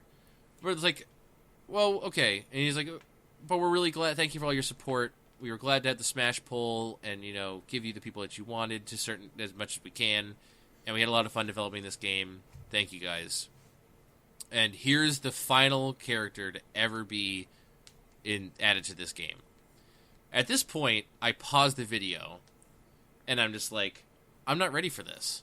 I'm not ready to watch who this person is going to be that they'll be adding. I was like, I had anxiety. I had legitimate anxiety. You're fine now. Yeah, it's good. It's good. I am fine now, but I had legitimate anxiety. I did not want to know who this was, and I just watched it, and I was just like, I'm speaking out loud, and I'm just like, it's gonna be something stupid. It's gonna be something stupid. This is stupid. And then, it happened, and I was like, oh my, I should have recorded my reaction to it. Because I was like, oh my gosh, no way. I was like, no way, no way, no way. And I was just, I freaked out. And go watch the video, because it's kind of funny. But as soon as I saw, I got really mad, because it started with, yes, Kid Icarus stuff. Crap.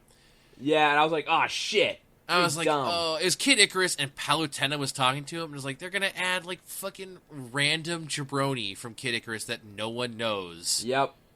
And I was like, oh, crap, this is bullshit. And then it's just like, no, it's Bayonetta. And I was like, no way! What? Yeah,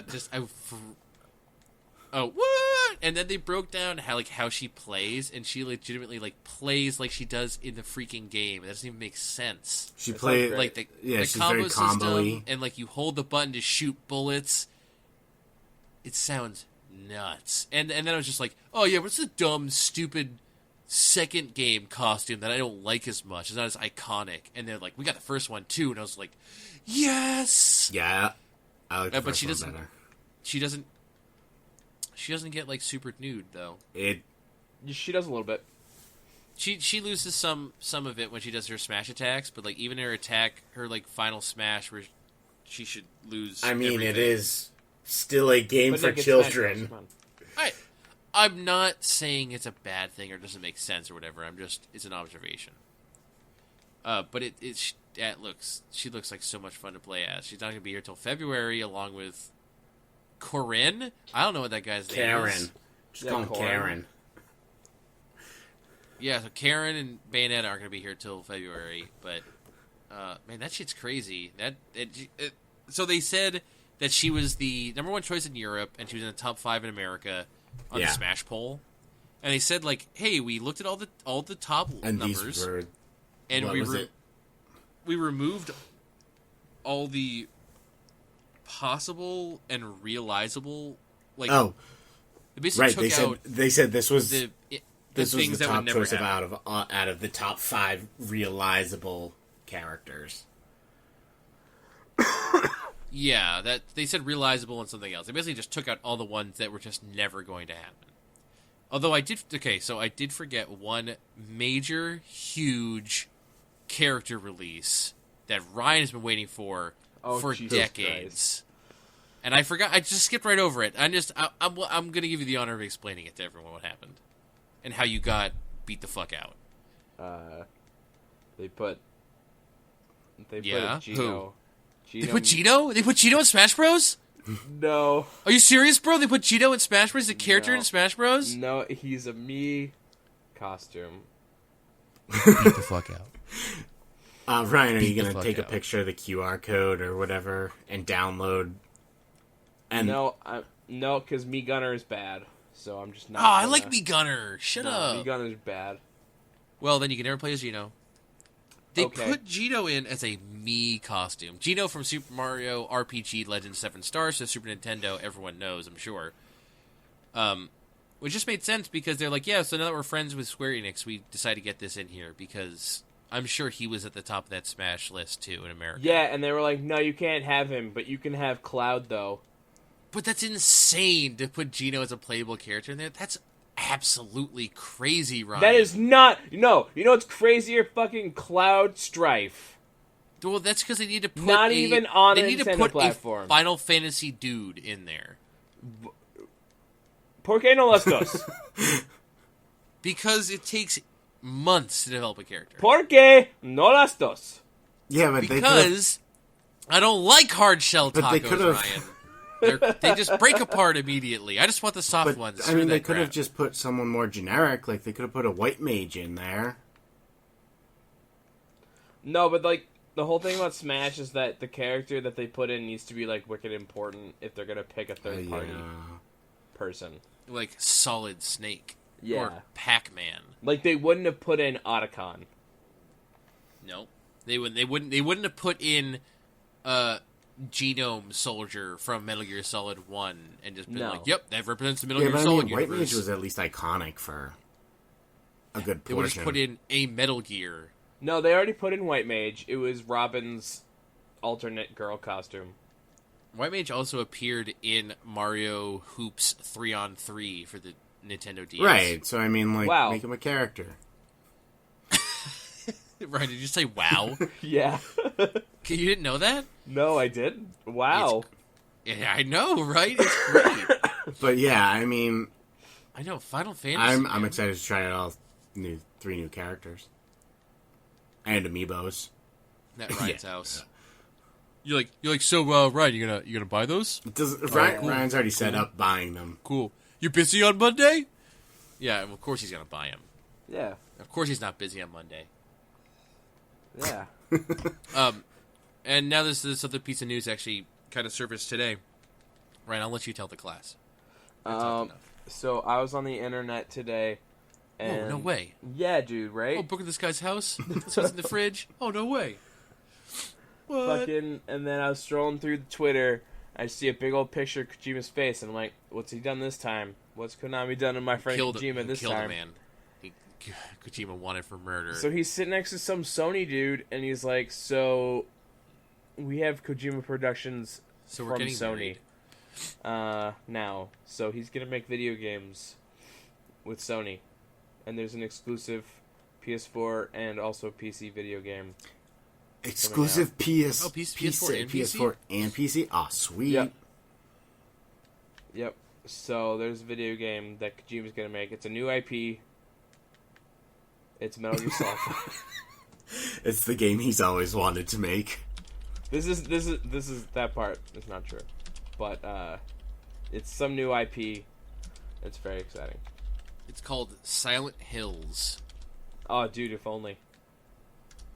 Well, also Guillermo del Toro has been on record saying that he's just like, yo, if Kojima wants to throw down on anything ever, I'm down. Like, he's like, I want to work with that guy again.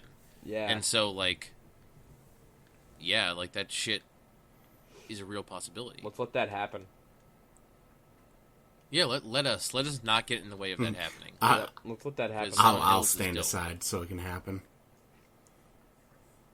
Like, let's let Kojima make Silence Mountain and of Quiet Mountains. Yeah. And, Quiet small mountains. Yeah, and let's just let that happen. Okay, guys. Yeah, I think we can make. I wouldn't be able to. I think we can make a truce on this. Okay, yeah, it's agreed upon. And the Bear vs. Man community is with us as well. They stand. The people who like us on Facebook and the people who follow us on Twitter, they're all united in not getting in the way of Hideo Kojima making Quiet Mountains for PS4. Also, Ryan, you're like, oh, Hideo Kojima's the best. I love Metal Gear, and you didn't even beat that game. I didn't beat that game. That game's really good. Yeah. We're going to talk about that in January when we talk about the best games of the year 2015. That's true. Because that game is going to come up. The Bear vs. Man cast game of the Year awards? Something like that. We don't have awards. We're not that official. We haven't ironed everything out, the specifics. But we're going to tell everyone about the games that came out in 2015 that we think... Bear vs. Man cast stamp of approval?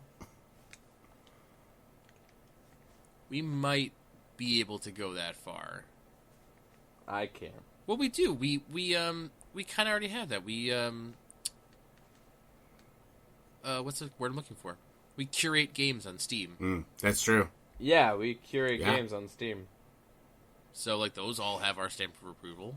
Like Jazz Punk. And Gang Beasts. Sure. Right. Is it? I think it's Gang Beats. No, it's Gang Beasts. It's actually, we have not endorsed that one yet. We have endorsed Risk of Rain. Mount your friends. No. Not yet. We put in the 10 that we had to put in, and then we've been slacking. There's a lot of facets involved in running a video game website. I don't think you understand. Oh, thank you. There's like articles, and there's like podcasts, and there's Twitch streams, and there's Twitter accounts, and there's Vines. Yeah, there are Vines as well. All things that we do, and then there's like real jobs and like sleep schedules and relationships with other human beings. Yeah, I don't have any of those. I don't know that last one. Well, like your family. No, they're gone. I don't have any of those. Oh shit, that's sad. Yeah. So what I'm saying is that our lives are hard. We're piece of shit millennials. Yep, that's true. Yeah, we're garbage. All right, do the plug for real, Ryan. At Bear vs. Man, Twitter. BearVSMan.com. Questions at BearVSMan.com. That's the email address. Send us emails to it. I'm Facebook.com. not gonna lie, you guys. You missed the chance to get your emails in for the bonus episode. But you did. You fucked up. There will eventually be another one. Did it? So did you get not any all responses? hope is lost. Wow, Joe. What do you mean? Well, we didn't get one from you, so. Piece of garbage. And Joe's just like, well, I didn't think it was appropriate. I'm a special guest. I didn't know if it was Am I supposed? weird. If I Am I supposed to write in a question? I don't know. Hey, where's that Joe kid? I haven't heard him in a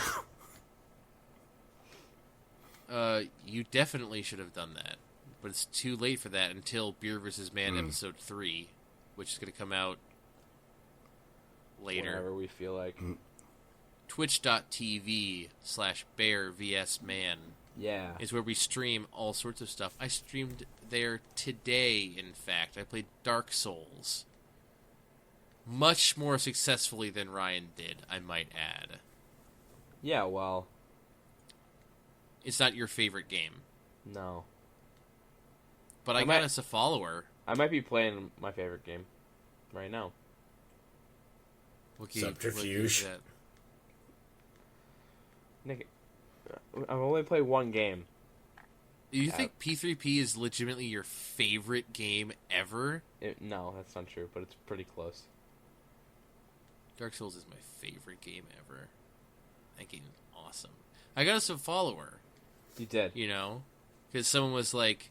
So someone in chat suggested that I suggested that it's possible to get the first boss to kill himself by just jumping off the ledge. And someone in chat was like, fucking do it. And I did it. And some other guy was like, I'm following you guys now because you did that. Because I went for the swag kill, as it's known in the speedrunning community. Yeah, dog. And that guy is going to join the ranks of those guys who watch us play Super Mario Maker and during Extra Life. Yep. Our prestigious number of followers on Twitch. And I'm getting really into watching Twitch, so this means a lot to me. We have 6. That's incredible. Yeah. That's actually incredible. Make a move. You got to start somewhere, right? Yeah. What did we forget? We got Twitter. Jeremy Dooley was nothing once. Oh my What god. was Jeremy Dooley? Just a shout out to Jeremy. Jeremy Dooley did what now? Do you not know He said about he this? was About the fact that he works for a rival competitor? Yeah. a Yeah, rival fuck competitor. Fuck you, Jeremy Dooley. Hey, fucking stop burning bridges. No, just him. He lives in Texas now. He can't fucking... Jeremy, Nick, we put this on the we internet. miss you. Although Jeremy Dooley... We do miss you. Jeremy Dooley is a powerful wizard. That's true. All very true. Oh, full disclosure, we went to high school with someone who now produces videos for roosterteeth.com. Full disclosure, we have to do that as journalists. We're going to leave him unnamed, though, that's because we want to keep do. that source Yeah, no, we definitely didn't say his name like 3 times. The fact that he's a wizard. He's definitely not on the celebrity database.